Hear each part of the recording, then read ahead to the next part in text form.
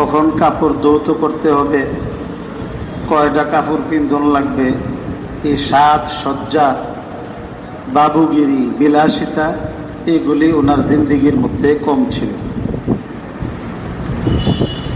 হযরত আবু দারদা রাদিয়াল্লাহু তাআলা আনহু সবসময় রোজা রাখতেন, সারা বছর রোজা রাখতেন।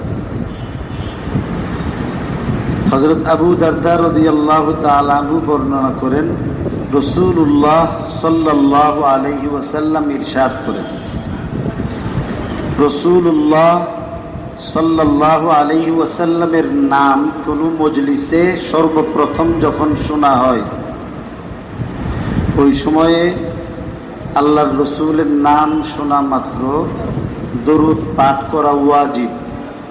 যেমন আমাদের এখন একটা মজলিস হয়েছে, এই মজলিসে নবীজির নাম শোনার সাথে সাথে অন্তত একবার দরুদ শরীফ পড়াটা এটা হলো ওয়াজিব, না পড়লে গুনাহ হবে এবং আল্লাহর রসুলের শাফাআত থেকে বঞ্চিত হবে।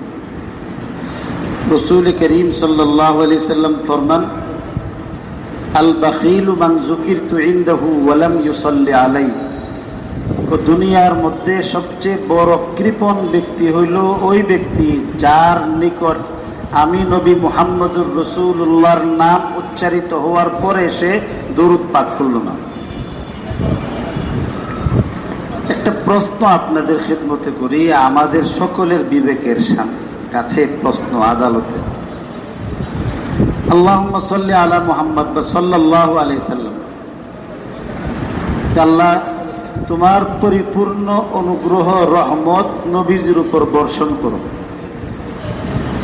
আপনি আর আমি দোয়া করলে আল্লাহর রহমত বর্ষণ করব, আর নাহলে আল্লাহ বাদ দিয়ে দিব?